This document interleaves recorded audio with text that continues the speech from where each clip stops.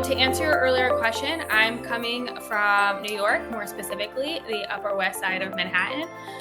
So if you're in the neighborhood, do let me know. I'm always happy to meet for coffee and discuss these things live. You'll find that is a common thread throughout all of this. I want to make sure that this is as engaging as possible because that's really what we're trying to do, right? From subject to send, crafting emails that engage, inform, and inspire. We have a lot to get to, so I'm just going to jump right in once this moves. There we go. So the agenda. Baron basically covered the introduction. I'll do, another really quick about me, but that is pretty much done. So we're off to the races. Then we're going to explore a little bit about what makes an email captivating, crafting subject lines that demand attention. I saw in the comments that some don't even know if their employees are actually reading your emails. Subject lines are a really great way to, make sure that those are getting read. Structuring clear, actionable messages, the do's and don'ts of Gen AI tools for writing emails. You should use these. There is no more reason to, start from scratch. You have great tools. You should use them. And then, of course, closing and takeaways. We're 4 minutes in. 40 minutes after is going to come super, super fast. So let's dive right in. As you already know, my name is Ellen Kirtley. I'm a strategic communications consultant and founder of Kirtley Communications. Over the last 15 years, I've helped teams across AI, cybersecurity, ad tech, and more turn complex ideas into clear, engaging communications. Ultimately, this is about culture, right? You can read the rest of my bio here. Baron did a great job of pulling some pieces from my website. But the upshot is I deeply, deeply believe in communications as the basis for company culture, especially with disparate teams. So whether you are telling everyone that there is cake in the break room or sending out snacks to your disparate employees or sharing, some more important, executive comms or turnover emails, culture really is at the heart of everything that we do. So let's dive right in. What makes an email captivating? Something that I want to emphasize as we are going through all of this is that you all, in fact, know what good looks like. I can understand how communicating in an email or in front of your company can feel like a daunting task, especially if you don't feel like words are your forte. But I'm here to remind you that just like your audiences, you are a constant consumer of content and you know what good looks like. You know when you get an email, oh, that's really interesting, or I'm going to go ahead and blow that off because that's not worth my time. So my hope is that after today's exercises, you come away with confidence in your next email and all of your future internal communications. And again, like I was saying earlier, you are more than welcome to reach out to me to continue building that confidence. I'm happy to be a resource for you, but I'm hoping that this boot camp will get you well on your way. So first, I want to get started with a reflection activity. This entire process should be very engaging, so please feel free to throw in questions as we keep going. But I want you to think about bonus points if, since you're in front of your computer, you can pull it up right now, a really good email that you have received recently, one that you absolutely could not ignore. And I want you to think about what it was that you couldn't ignore about this email. Did it grab your attention? Did it feel specifically relevant to you? Was the story compelling? I want you to pull up this email, think about this email. You have a poll coming up.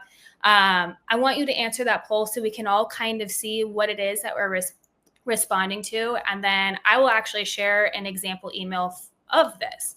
And then, as you're answering the poll, I'll answer it for you. The email that I'm going to share for you, I found the story particularly compelling. All right. I'll give you a couple more seconds to, think about this, and then we will move on. All right. Obviously, this is not an internal email. It's really important to me to keep sensitive information sensitive. So, and that will also be a common thread throughout this entire thing. So I'm going to use a marketing email as my example throughout. This is from a newer skincare line that I'm a big fan of. But the principles are the same. The design might be a little bit different. The messaging is obviously different, but the elements are the same. And here is what I love about this email, why it got my attention. First, the subject line, which we'll talk about in a second.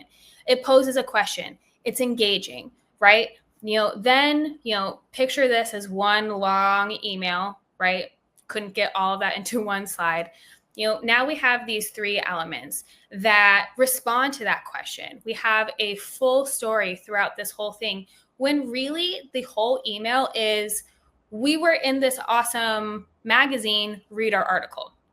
That is the whole story here. But instead of just saying that, instead of being like, yay, press placement, it is compelling and it's thoughtful and it's bringing you on a journey, right? So like, as we're working through all of this, I want you to think about bringing your audiences along a journey, along a story, really bringing them in. Oh, great. I'm loving seeing these comments on the polls. And yeah, I think, things that feel directly relevant to you will obviously take the cake on all of this. Okay, moving on. Now we're going to actually start writing our own thing. When I talk about goal setting, sometimes the idea of goal setting can feel really daunting. In some circles, people can't even agree on what a goal versus an objective is, and so that in and of itself can become a roadblock. And the whole purpose of all of this is to take those roadblocks away. So instead of goal setting, I want you to think about beginning with the end in mind. And what I mean by that is, before you hit send, you need to clearly define your goal of the email. And by the goal of the email, it's, what story is it that you want to tell? What do you want your reader to do? What do you want them to feel? What do you want them to know? I want you to think about that. Now, I want you to think about the next email that you need to send. We all have things that we need to do immediately after this. Do you have an engagement survey coming up? Do you have enrollment coming up? Some people are in different fiscal years. There are a number of emails that you have coming up. I want you to think about one that you need to write. And I want you to spend a few minutes really thinking about the goal and then writing down the goal of that email. I'm going to pause for a little bit. You can ask some questions, but take a good minute to articulate the goal of your next email.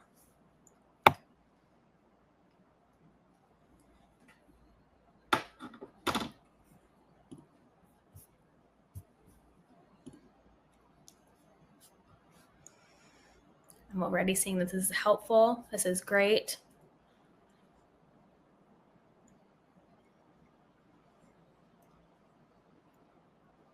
And I know me sitting here saying nothing can feel awkward. It's awkward for me too, but I really do want you to actually sit and write this for a second.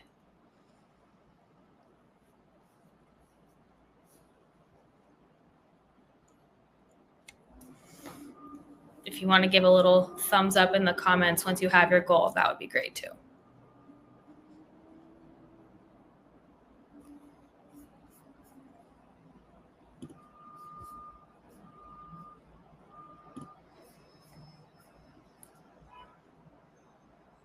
All right, a couple more seconds, and then we will move on.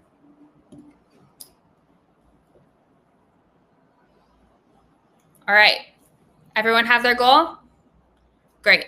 Hold on to this. We're going to keep coming back to this. Now, everyone's favorite. Crafting subject lines that grab attention. We all know that subject lines are the most important element of any email. It's what really makes your audience decide whether or not they're going to read your email. So it feels like it has the highest stakes and can be one of the hardest things to write. So we're going to practice it. But first, I want you to go back to your reflection email. Go back to it, read it, reflect on it for a second. What was it about the subject line that got your attention? Same thing. We saw in the last poll that the email felt really relevant to your role. So did the subject line speak to you directly? There's another poll that's coming out. My answer to it is the subject line piqued my curiosity, and we can talk about that. But what about the subject line made you want to open the email? Moving on, as you're thinking through those answers. For me, going back to the nocturnal skincare subject line, the subject is beauty the new fast fashion? Fascinating question, right? Because it has a value, right? It has a, it's welcoming you into a story.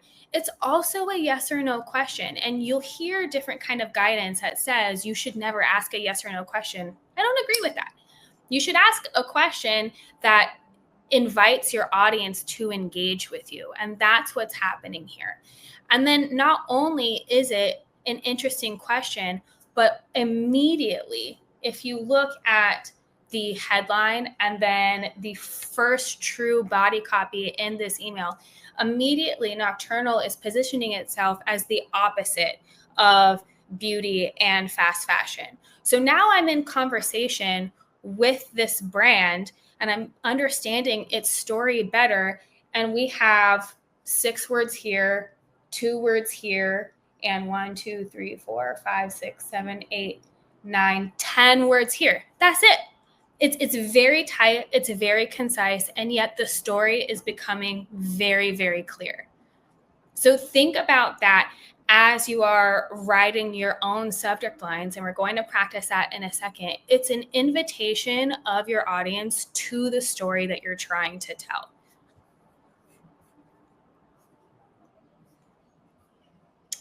It's good to see. And the importance of my role or situation is really coming through. So this is great. Think about that as we're working through this. Moving on to subject lines that might be more relevant to you, because again, this is a marketing email. What's really great about internal emails is we know that our emails aren't going to get kicked into spam folders. Like one of the things that, especially in marketing, that used to get in the way of getting very creative in emails or having all caps or expressing any kind of urgency is the fear of getting kicked into spam. So then subject lines became very dull, right? We don't have to worry about that so much. We know that our email addresses are totally fine within our internal networks. So this is a good opportunity to have a little bit of fun, so long as it's appropriate. And what you will see here in these different examples is opportunities to have a little fun, maybe use an emoji, and then also opportunities where you need to reflect the somberness of the email to come. Like thinking back on the nocturnal email, there was a very clear ethos throughout the entire story, right? There was no moment in which I felt any kind of whiplash. And that's really important here. So where a fun internal one that is more casual, like read me with your morning coffee and, a cup of coffee emoji type of thing, indicating hey, there is some time urgency here, but it can also be passive. Don't stress about this too much. That is going to look very different. And I expect that email to look very different than a important company update, please read. And something about those emails particularly is if they are confidential or if they are privileged, I absolutely recommend putting that in the subject line as well for a couple of reasons. One, you're preparing your employees for something that is definitely more serious. 2, you are expressing a bit of trust into them, right? And taking this much more seriously than read me with your morning coffee. And 3, and this is a little bit negative, but I think we all need to be honest with each other. When you put things in writing, you risk it being sent externally. And so if something is truly confidential or something is truly privileged, putting that in the email discourages employees from sharing it externally, and also to external audiences indicates that this is something that they can't be using. So like journalists, as an example, they're not allowed to use that material. And so it helps protect you a little bit more. I have some questions coming in, so I'm just going to take a quick look at that. What subject line should we use for a weekly newsletter? This is a great question. First, and we need to go back to the original exercise, right? Begin with the end in mind. What's the goal of the newsletter? What is it that you are trying to communicate? What is it that you want employees to do? If it's genuinely something fun, even something like the meet this month's rock star with the guitar, like something like that would be really fun. Like, your weekly newsletter is here with, the party emoji or something like that, indicating that it's lower stakes, but fun, something to engage with. If it's a little bit more serious and it has, very important information that employees need, something more like the engagement survey, help us reach 75%. We're currently at 33%. Something that starts to tease what is in there that expresses some urgency could also be very useful. So we're actually in just a moment going to get into a subject writing exercise to help with this, but it's always important to get back to your goal. So with that, moving on. As I was just saying, I would like you to revisit your goal from part one. The first thing that I want you to do is make sure that your goal conveys the story that you're trying to tell. Think back on that nocturnal email. It's very clear what the goal is, which is for you to read the article, right? And also to engage with them in this, is beauty the new fast fashion question, right? So look at your goal, make sure it conveys the story you're trying to tell. Now use that goal to tell your story in a few words or one sentence. That's it. Like, very, very simple. I don't want you to get caught in like trying to have something fun. Just articulate it in a few words or a few sentences. Now, as you're doing that, I want you to remember the tone of the email when you're drafting this subject line. Is it fun? Is it urgent? Is it serious? The subject line should reflect that. So make sure that the goal and the story reflects that as well. I'm going to give everyone about a minute to do this, and please feel free to ask questions as you're doing it.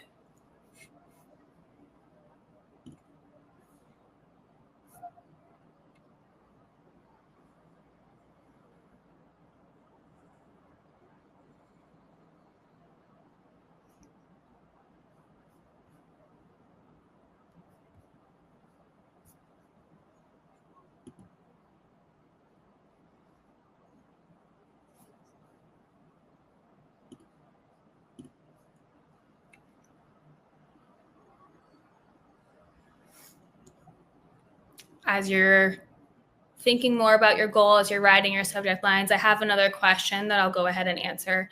One of our huge goals is an annual foreman's conference. There has been difficulty in the foreman responding and or registering for the conference. What would be a good subject title that would express the importance with them? This is an excellent question. Okay, so first of all, what is actually the goal? Is it to get registrants for the conference? What is it that they will be? What is it that they'll get out of the conference? What is it that you want them to get out of it? Or is it just that you want them to register? Like you need to remember, if you're engaging anyone in conversation with you, they need to get something out of that conversation as well. So when you're starting to think about those goals, think about that as well. If you have stats that you can include, if you have a really excellent keynote speaker that will really speak to this group of people, that's good to include. It's really about bringing your story and your goals together in a way that communicates with that group. So, if you want to explore these goals a little bit more in depth and like more specific to you, please reach out to me. I'm absolutely happy to discuss that. All right. a couple more seconds, some thumbs up if you have your amazing subject lines, and we can keep going.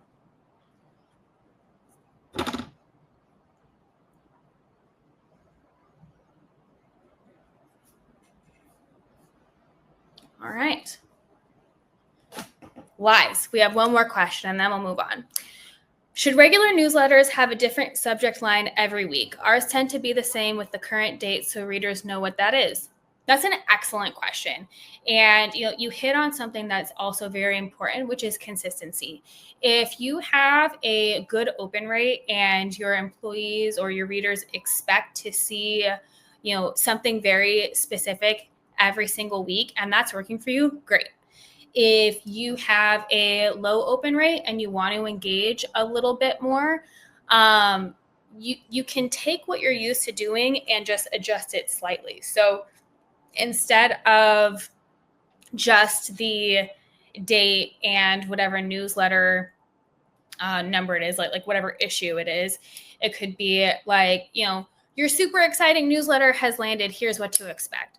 Like you can have a little bit of fun with it. Again, it's about making sure that the tone matches the messaging of the email itself, that the subject line matches the goal itself, and that it's something that people also expect to see. All right. Excellent. Moving on. Structuring clear, actionable messages. This is incredibly, incredibly important. And whether we are dealing with a marketing email or an internal email, the elements are the same. So what are those? Just about every actionable email should have 3 things. Clear, tone-appropriate opening. We'll get back into the nocturnal email in a second, but I really want you to think about that. This immediately engages your reader and sets the right emotional context for the rest of what they're about to read. A concise, easy to scan body. I can't tell you how many times an email that I have helped someone with has completely changed just by taking a body of text and turning it into bullets. Literally not changing a single word, but changing the structure so much that it's easy to scan. And I know a little bit later, you're going to learn much more about email design that we'll talk about this a lot more, but always, always, always concise, easy to scan. And again, going back to my earlier point, remember that you are a consumer of content. So you know what you can scan and what you can't. And then finally, a direct and compelling CTA or call to action. Even if you are what feels like one-way sharing information, there is something you want people to do with that information.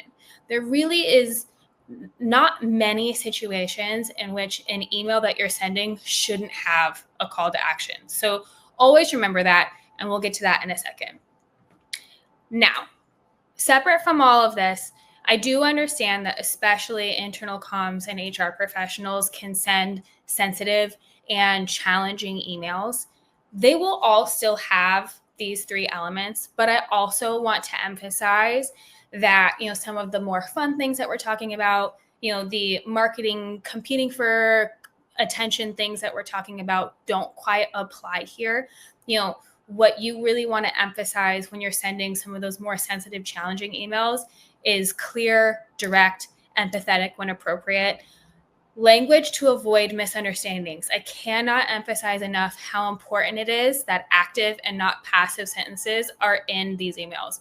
I understand how when you're writing something sensitive, you'll want to say things like mistakes were made, but that is how you get misunderstandings and how you can create a larger crisis in already a crisis comm situations. And then clear channels for further discussion or support, especially when you're dealing with personnel changes, executive changes. You want a clear follow-up. This is really what your CTA is where you can go for that additional information. All right, moving on to the fun stuff. Okay, so the 3 elements that we discussed. The clear tone and appropriate opening. We absolutely have that with quiet luxury, we're ushering in a new era of intentional, expertly curated skincare. This is a direct response to, is beauty the new fast fashion? And the way that it's a direct response is not answering the yes or no. It is positioning Nocturnal separate from, is beauty the new fast fashion? Concise and easy to scan. As I was saying, these are all elements of a single email. And this is totally easy to scan. We have a call out of what the article would look like on your phone. We have a call out of the article itself. And then we have a call out of the article itself. And then we have our direct and compelling calls to action. We have a very interesting statement right here, followed by a read the article. We have a compelling statement right here, followed by a shop the serum. So we now have a second CTA. And then we have a call out of the article again with the read the article. So we have 2 calls to action total. One that is really ultimately what we want people doing, and a very clear way to do that. This entire email could be 1 sentence, but instead it's thoughtful. It's taking your readers on a journey. And that's what I want you thinking about as you're drafting your own. So now I got ahead of you on the reflection activity by kind of showing you how I'm reading this nocturnal email. I would like you to now do the same. Go back to the email that you were particularly inspired by, the one that got you to act, the one that you're really using as your example. And I want you to think about what it is that got you to act. We've mentioned a lot that, the emails that we're using in this were directly relevant to our role. So that's totally reasonable here. For me, what I wanted to act is I wanted to learn more. Like, I clicked on the read the article so I could read the whole article. But take a few minutes, answer the poll, and let us all know what it was that got you to act.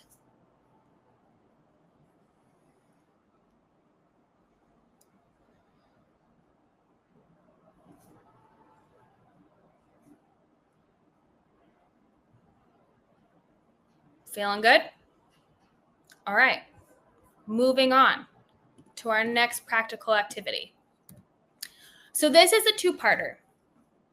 I want you to turn to your subject line into a call to action. So first, what I want you to do, revisit your email draft. Take a look at your goal and your subject line that you wrote in the last section, and make sure they are conveying the story you're trying to tell. Always going back to this, making sure that your story is not getting lost. If they do, rework these exact elements, the exact words that you have in front of you right now, into a call to action. Once you have finished that, I want you to take a few moments and jot down any additional context that you would need to link your story, your goal, and your call to action. These will ultimately be, kind of the bullets or, the body copy or whatever in your email. No need to flesh out beautiful, complete sentences. Just make sure all of the context is there and that you have one through line. I know this is going to take the longest, so I'm going to give everyone like a minute to 90 seconds. Please ask questions as we're going. I see a few in here already asking questions, so I'll get to that. But take some time and write this and give us a thumbs up when you're good.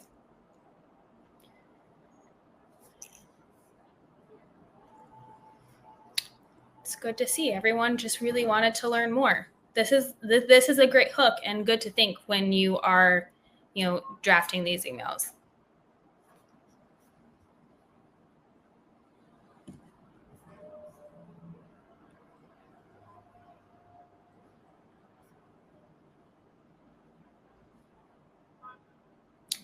Lori, smart brevity is an excellent recommendation.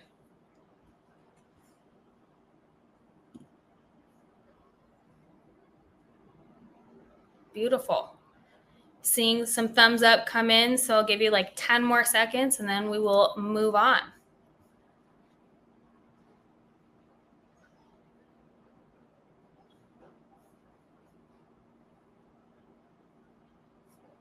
All right, hold on to all of that as we get into the do's and don'ts of Gen AI tools for writing emails. As I was saying at the top of this session, these tools are beautiful. They are excellent. You have them, use them. There is absolutely no reason that you should be stuck with writer's block. There is absolutely no reason to struggle with the same things that we were struggling with even just a couple of years ago, but they can't be the end all be all. And that's what we're going to talk about. So when we talk about the do's and don'ts, I don't love to just read a slide, but I'm actually going to read these because I find them incredibly, incredibly important. So first, when we're talking about the do's, do use AI tools to spark creativity and overcome writer's block. Like I was just saying, I can't tell you how many times I have just been sitting in front of a blank page because I'm just not feeling particularly motivated. The words aren't really coming to me. It's incredibly frustrating. And as you look at all of the elements that we've worked on up to this point, it hasn't been true drafting. It's just been getting those elements together to work through this piece. Do use AI tools to refine your goal and subject line for clarity and effectiveness. When we are really close to what it is that we want to say, it feels clear to us. That's not always the case when someone isn't as close to that. One of the earlier questions was about the foreman's conference. Are you too close to it so you understand the value, and are you not communicating that value? Like how can we make sure that that piece is more clear? Do use AI tools to save time by inputting your goal and CTA to quickly draft initial email content. This is why we are working on these different elements. We'll get to the practical piece in just a second, but each of these elements should absolutely help you.